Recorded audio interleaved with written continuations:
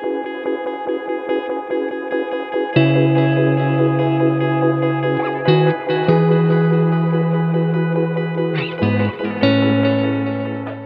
I'm Rayshawn Graves, follower of Jesus, husband to Tiffany, father to Ezekiel and Ramiah, and I pastor West End Baptist Church located in Richmond, Virginia. Um, I also enjoy watching basketball. I'm a Sixers fan and a Tampa Bay Bucks fan, which I'm really excited about right now. And yeah, that's a little bit about who I am. Relationships are vital. Relationships are necessary. I mean, even just from a pastoral perspective, I really believe that God created us for community. I think He reflects that in Himself, but I really think that He made us for other people, in all of our various relationships. And um, yeah, I think relationships are vital to not just the human experience, but to just our flourishing as humans. Yeah, so relationships, man, yeah, it's one of the bedrock of what the church actually is. I mean, it's a called out assembly of people who chosen to follow Jesus, and under the banner of what Jesus does by living in our place, dying for our sins, he gives us the unity that's thicker. I mean, they say blood is thicker than water, but it's Christ's blood really that unites the church. People from all different backgrounds, tribes, races, tongues, people groups, wherever, can be united together through what Jesus has done. And so I think that's a really amazing thing because that means we can have unity, not just with the people that we share the same preferences or interests or hobbies or things like that, but we can really experience unity in relationship, true and genuine relationships with people who have differences and people who are from different backgrounds and different places. And so I think relationships are essentially at the bedrock of what a church is and what Jesus intends for the church to be. So I'd say that they're a high priority. I mean, again, like I said before, we're made for community, and so I see that primarily reflected in the church, and that uh, Jesus makes us for one another and gives us gifts to encourage each other and support each other, and even when it comes um, to sharing that with the world. I mean, Jesus himself said that they will know you are my disciples, not by your how much knowledge you have, or not by how many good things you do in society, but by your love for one another. So, relationships are at the bedrock of what it means to be a follower of Jesus and to be a part of His church. Yeah, no doubt. I mean, I'll start with myself. One of the biggest things that it's come out over the last maybe year or so is just a lot of pastors experiencing burnout, loneliness, fatigue, depression. The list goes on. And so, one of the things early on when I got started in ministry was being part of a cohort.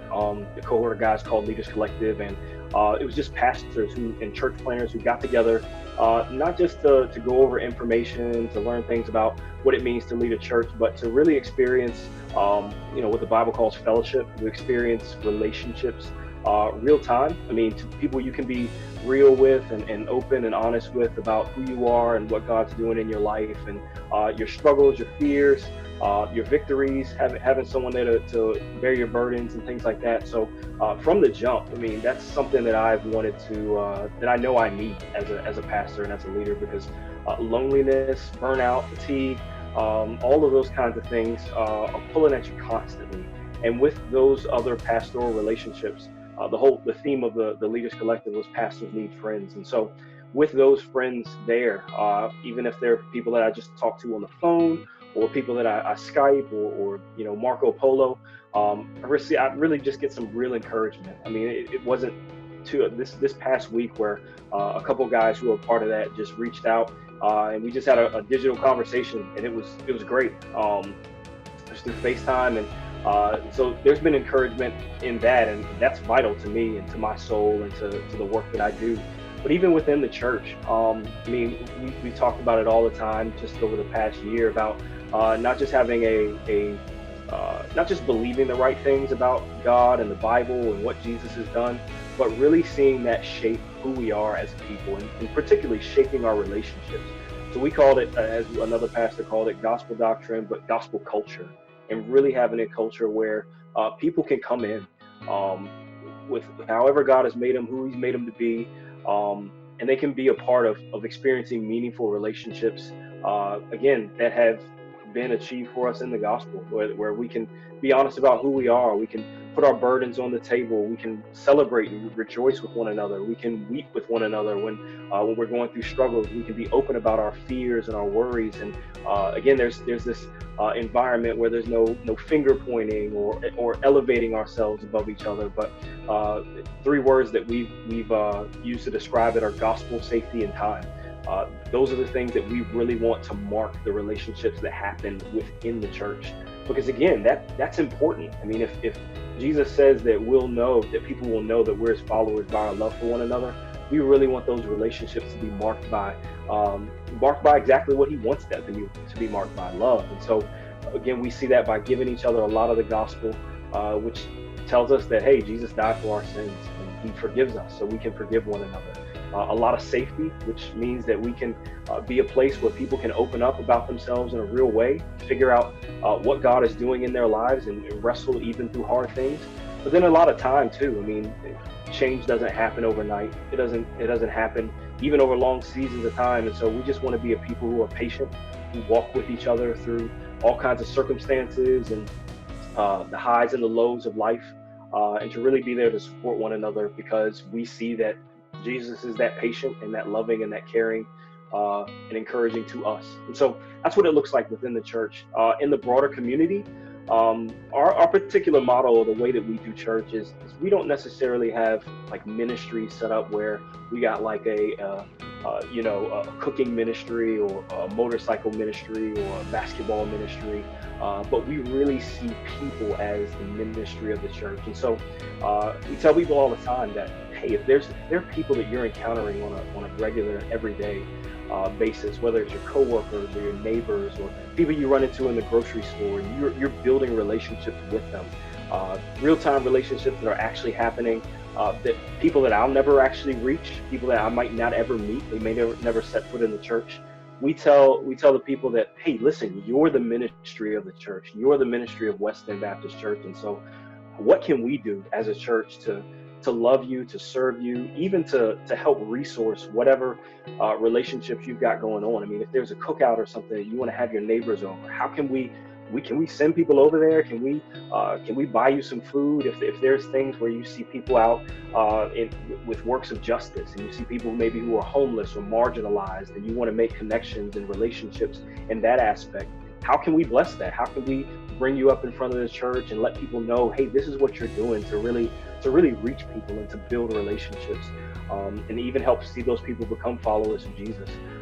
So that's sort of a decentralized way of doing ministry, but it's really seeing people embrace who God's called them to be, where He's put them strategically, and it helps us as the church come alongside of them, and be able to walk with them as people, but see them walk with other people as well in their relationship. So yeah, there's a big calling and a big mandate to followers of Jesus, to the church, to little churches like mine and big churches like Joel Osteen's, to really not just look inward at the people who are sitting beside us in the pews, but to look outward, to see the people who God has purposefully placed us around, and to really make relationships with them, to love them, to be there for them, and to ultimately point them to the good news about Jesus that has saved us and has done so much for us. And so, yeah, that's kind of where we're coming from as a church, and just a few years that I've been there.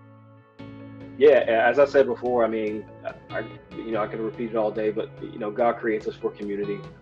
We need each other, and so I even think just during this time where we're all sort of social distancing and we're just not able to see people face to face like we want to, relationships are still just as vital, and we're really blessed to live at a time where we can, click a button on our phones and really engage with people in a meaningful way. We can text, we can talk on the phone, digital mediums like this, and experience that same refreshment, encouragement, joy, even having somebody be there who can weep with us and cry with us.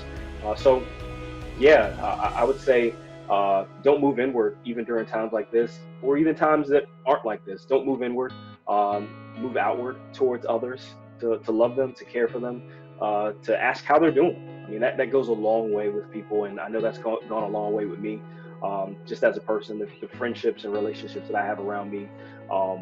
Yeah, it's we all need relationships. I'm Rayshawn Graves, pastor here in Richmond, Virginia. Um, I love building positive relationships.